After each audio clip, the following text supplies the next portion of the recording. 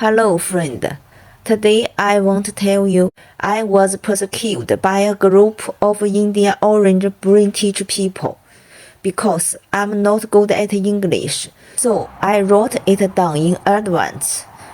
This document has 5 pages. I'm requesting you to read it.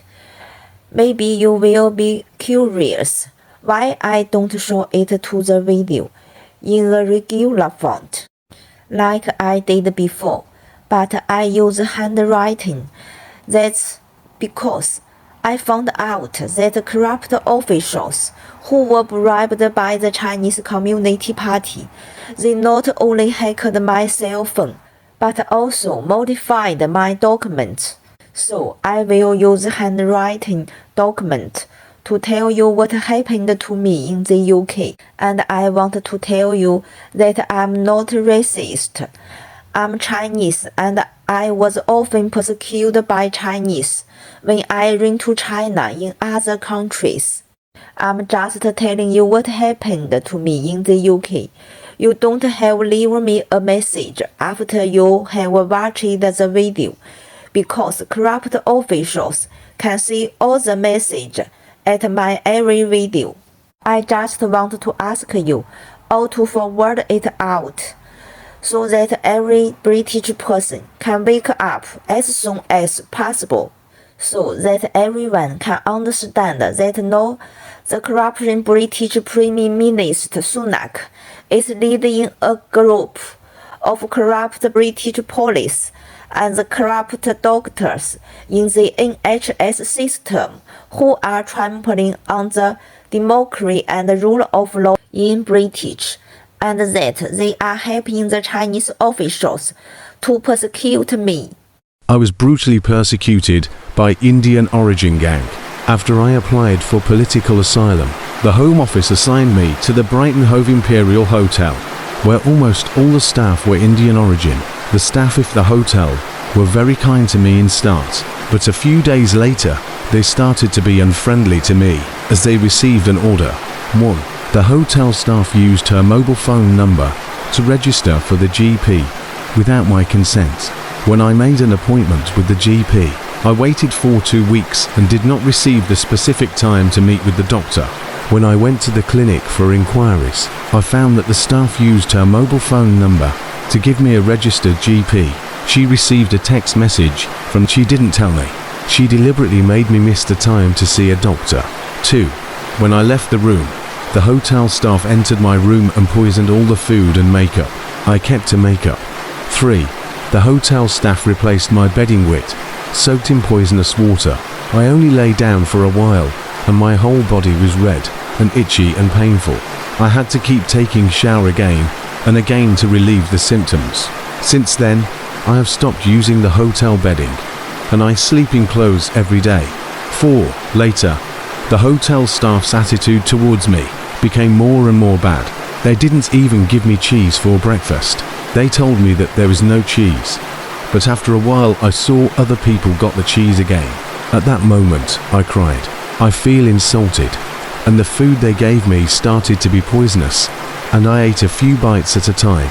And my heart started to beat faster again. I have never dared to eat hotel meals since then. 5. So, when the Home Office forced me to transfer me to Plymouth without a signature, maybe someone pretended to be my signature. I agreed, because I feel sad and fearful at every moment of this hotel. What happened to me in the Worthing Hospital? 1. My Worthing Hospital experience. Saturday, February 11th, 2023.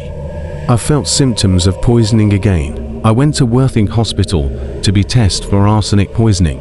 The doctor kept me in the hospital for observation and told me that 8 doctors would come to see me the next day.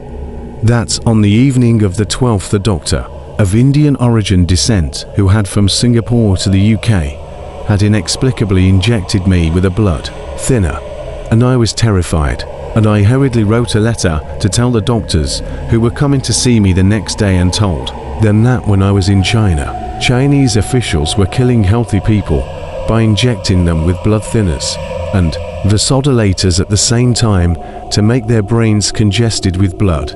When I was in China, I experienced this kind of persecution.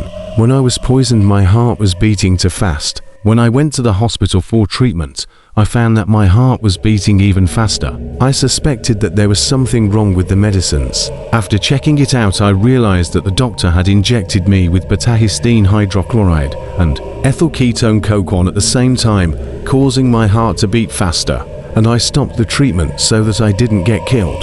The Indian doctor was so shocked after reading my letter that none of the 8 doctors who were supposed to come to see me the next day came to when I was at Worthing Hospital, because I told the doctor that I suspected that the police who were bought by the CCP would come to the hospital to stop me from getting the real arsenic poisoning.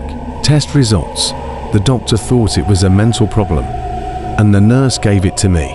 A series of tests on mental and ability.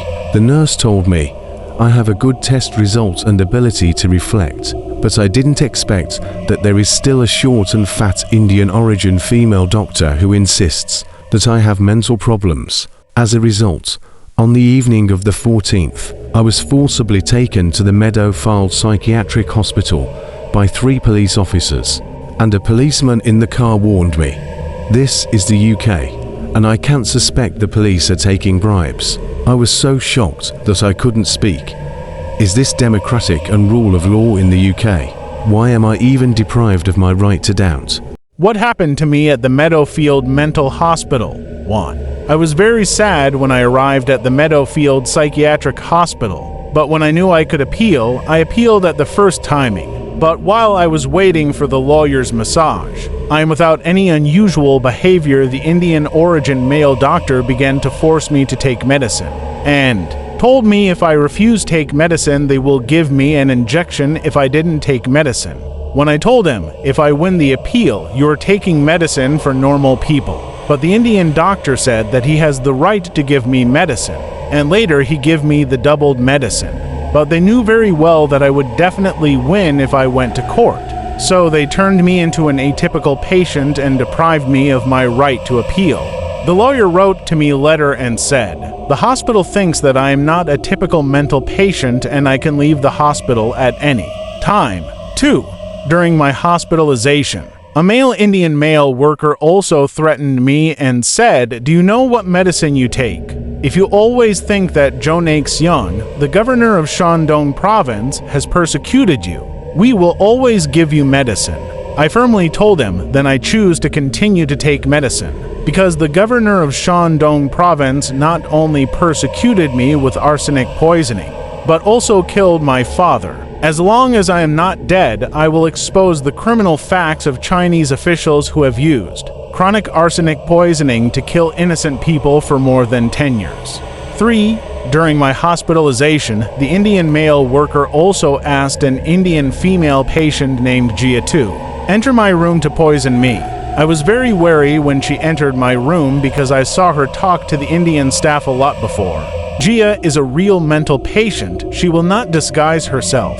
She entered my room and walked straight to the window. I pretended not to care. And when she left, I found that there was some sparkling particles like pinpoint on the edge of my water glass. This is what happened to me a year ago. After more than a year of persecution, I found out that the real masterminds behind my persecution were British Prime Minister Sunak and former Home Secretary Suella Breavoman.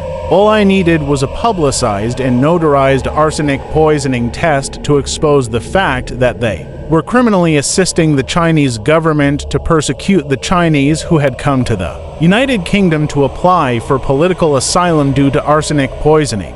Please help me. The Home Office is not Sunak's personal internal ministry. He can't use his power to prevent me, a real persecuted person, from getting political asylum. He can't use his power to prevent me from getting real legal aid. He can't use his power to prevent the NHS from giving me a true report on my arsenic poisoning. He can't use his power to make the SIM card company close down my 15 SIM cards. He can't use his power to make Royal Mail replace the medication for treat my arsenic poisoning I bought online. He can't use his power to stop charities from helping me or even persecuting me.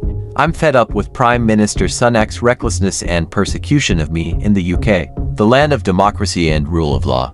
Please let me see the true spirit of British law in the UK. All are equal before the law and the prince is equal to the common people.